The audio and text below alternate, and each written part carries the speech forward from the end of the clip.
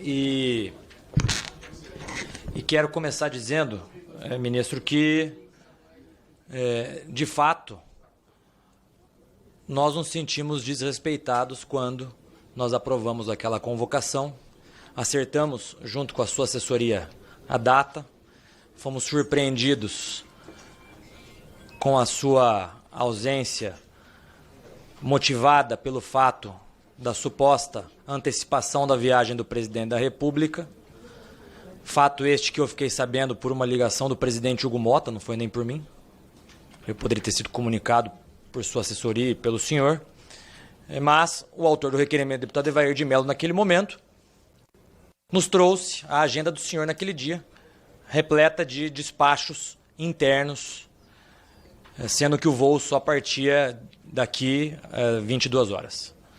Nós tínhamos aprovado já um convite no início dos trabalhos desse ano, uma convocação, fazendo com que naquela mesma semana nós aprovássemos, então, uma segunda convocação. Mas eu quero abordar um pouco, ministro, sobre o caso Peru, do asilo da Nadine Heredia. Eu sei que essa situação, o senhor já falou sobre ela várias vezes aqui, inclusive foi inquirido várias vezes sobre ela, se manifestou publicamente quanto dos fatos. Na minha modesta opinião, numa leitura rápida, deputado Marcel, da Convenção de Caracas, a gente percebe que não há uma motivação do governo brasileiro, uma motivação jurídica, correta, legal, em conceder o asilo diplomático a uma condenada por corrupção, porque o artigo 3 da Convenção ele é claro. Ele diz, não é lícito conceder asilo a pessoas que, na ocasião em que o solicitem, tenham sido acusadas de delitos comuns, processadas ou condenadas por esse motivo pelos tribunais ordinários competentes, que era o caso dela. Ela estava sendo processada em vez de ser condenada por corrupção, que é um crime comum. Portanto, por mais que houvesse essa questão humanitária, deputado Lindbergh, a questão humanitária não pode, no meu ponto de vista, superar o texto legal da Convenção, que diz expressamente que o Brasil, ou que qualquer país, não poderia conceder asilo diplomático a ela nessa situação. Mas, o que fica ainda na dúvida, e o que não está claro para mim, é assim, o governo brasileiro teve acesso aos atestados médicos que motivaram o asilo humanitário à senhora Nadine Heredia? Porque supostamente ela está em tratamento, veio ao Brasil, se alegou isso, de que ela estava em tratamento, mas o governo brasileiro teve acesso a esse laudo, essa documentação, esses atestados médicos, porque a imprensa peruana noticiou que na semana em que ela veio ao Brasil, deputado Nicolas, ela estava fazendo passeios lá no Peru em clubes luxuosos de Lima. Então, primeira pergunta é se o governo brasileiro teve acesso ou teve esses laudos atestados médicos. Segunda pergunta que fica, qual foi o custo efetivo da ida do avião da FAB? E quem autorizou efetivamente o avião da FAB? Porque todos nós aqui sabemos, deputado Feliciano, todos nós sabemos que alguém tem que autorizar, tem que determinar que a FAB decole de Brasília, vá a Lima e volte com ela. O presidente Lula sabia, foi o presidente Lula quem determinou que o avião da FAB saísse daqui e fosse buscá-la? Foi o senhor, foi sua equipe? Então, quem efetivamente assinou o ofício mandando a FAB ir buscar o avião? E a FAB ir buscar a senhora Nadine Heredia no Peru? Quem mandou a FAB? Quem assinou o ofício? Essa pergunta até agora não foi respondida. Eu gostaria de entender melhor quem determinou que a FAB fosse fazer o transporte dela, porque eu li a Convenção de Caracas. E não há, pelo menos na Convenção, a obrigatoriedade do país asilante em fazer o transporte da pessoa que está sendo asilada.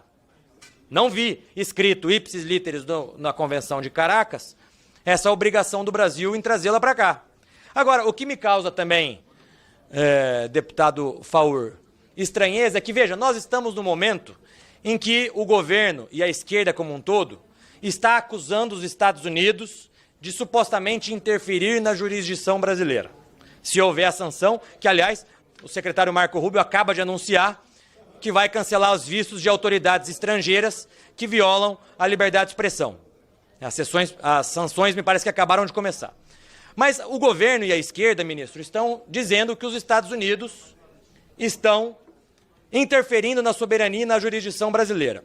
Ora, o Brasil, ao conceder o asilo diplomático à senhora Nadine Heredia, está, o governo sim, afetando e interferindo na jurisdição de outro país, que é o Peru. Porque houve uma decisão judicial do Peru condenando a senhora Nadine Heredia por corrupção. E o governo brasileiro, interferindo na jurisdição do Peru, dá o asilo diplomático para ela e não só isso, manda avião da FAB buscá-la. Isso sim é uma interferência do Brasil na jurisdição e na soberania do Peru. Então eu gostaria que o senhor fizesse esse paralelo do que está acontecendo nesse exato momento com a senhora Nadine Heredia e com as acusações infundadas do governo de que os Estados Unidos estariam tentando interferir na jurisdição e na soberania brasileira. E aqui eu gostaria já de entrar nesse segundo assunto, que é, veja só, o Brasil concede asilo diplomático para criminosos condenados por corrupção, mas ao mesmo tempo persegue brasileiros que estão fora do país. Foi noticiado na imprensa que a Embaixada do Brasil na Espanha contratou um escritório de advocacia para tentar trazer o Oswaldo Eustáquio de volta ao Brasil. Qual foi o custo da contratação desse escritório de advocacia por parte da Embaixada do Brasil na Espanha? Quem recomendou a contratação desse escritório de advocacia? Da onde está saindo o dinheiro? Da própria Embaixada? É o Itamaraty que está pagando a contratação desse escritório de advocacia? Em relação aos Estados Unidos, como disse, o secretário Marco Rubio acabou, nesse exato momento, de fazer o anúncio do início dessas sanções. Ontem, saiu uma matéria no Globo dizendo que o Supremo Tribunal Federal estava acionando o Itamaraty estava municiando o Supremo Tribunal Federal de missões oficiais de brasileiros, inclusive de parlamentares brasileiros, aos Estados Unidos. Então a pergunta que eu quero saber, a resposta, é quais documentos e quais informações o Itamaraty tem municiado o Supremo Tribunal Federal? Porque me parece que o Itamaraty perdeu espaço nas relações internacionais, em cuidar dessa tão importante pauta do Brasil, e passou a ser assessoria internacional do Supremo Tribunal Federal, deputado Feliciano. Então, essa matéria saiu ontem no Globo, eu gostaria de saber do senhor ministro quais foram exatamente as informações que foram compartilhadas, a pedido de quem, se houve um protocolo oficial, se essas informações estão sendo compartilhadas extraoficialmente, e qual vai ser a postura do Itamaraty, já que nesse exato momento, o secretário Rubio acaba de anunciar que vai começar o cancelamento de vistos de autoridades estrangeiras que tenham violado a liberdade de expressão de americanos. Porque ontem eu disse isso aqui na Credem.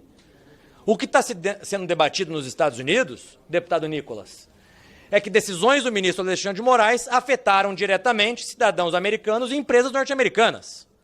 E, portanto, os Estados Unidos está protegendo a sua jurisdição e a sua soberania, aplicando essas sanções que foram anunciadas nesse exato momento pelo secretário Marco Rubio. Qual vai ser a postura do Itamaraty nesse contexto? Porque até agora não houve um contato efetivo do Itamaraty com as autoridades do governo Trump. Houve troca de cartas, talvez até essas reuniões de segundo e terceiro escalão dos dois governos, mas não houve uma efetiva reunião do governo brasileiro com o governo Trump. Até porque eu quero lembrar a todos vocês que o presidente Lula chamou, no período eleitoral norte-americano, o Trump de fascista.